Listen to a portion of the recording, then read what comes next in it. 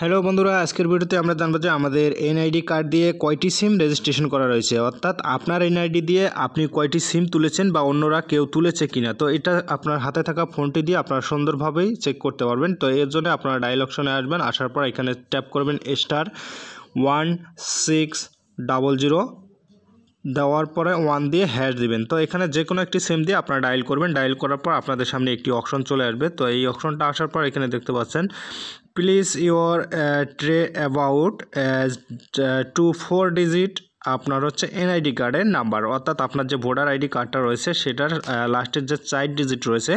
তো আপনার খুব সুন্দরভাবে এই 4 ডিজিটের নাম্বারটা এখানে ট্যাপ করে দিবেন, অর্থাৎ কোনো প্রকার যাতে ভুল হয় না। শুধু আপনার জাস্ট ভোটার আইডির 4টা যে লাস্টের যে 4 ডিজিট আছে সেটা এখানে ট্যাপ করে দিবেন। তাহলে কিন্তু আপনি খুব সুন্দরভাবে বুঝতে পারবেন যে আপনার এনআইডি কার্ড দিয়ে কয়টা সিম রেজিস্ট্রেশন করা রয়েছে।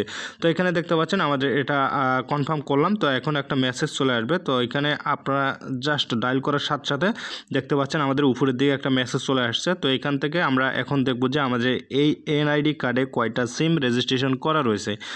তো আমরা মেসেজটার উপরে ট্যাপ করব। তো ট্যাপ করার পর এখানে দেখতে পাচ্ছেন এখানে আমার এই সিমগুলো রেজিস্ট্রেশন করা রয়েছে, অর্থাৎ আমার এই ভোটার আইডি কার্ড দিয়ে আমি অলরেডি এখানে দেখতে পাচ্ছেন টোটাল 5টা সিম রয়েছে এবং তার মধ্যে জিপি রয়েছে 3টা, অর্থাৎ 3টা গ্রামীণ সিম এবং অন্য 2টা রয়েছে। তো টোটালি 5টা সিম আমার রেজিস্ট্রেশন করা রয়েছে।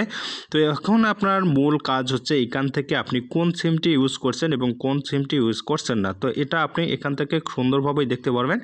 তো আপনার যে সোশ্যাল সিমটি রয়েছে সেগুলো বাদে আপনি কাস্টমার কেয়ারে যেয়ে জাস্ট আপনার সিমগুলো অফ করে দিতে পারবেন।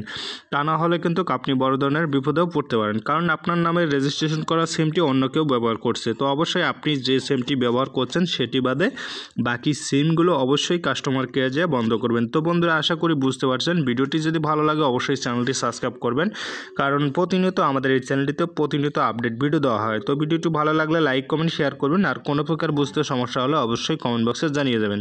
তো ভালো থাকুন, সুস্থ থাকুন, আবার দেখা হবে নেক্সট কোনো ভিডিওতে। আল্লাহ হাফেজ।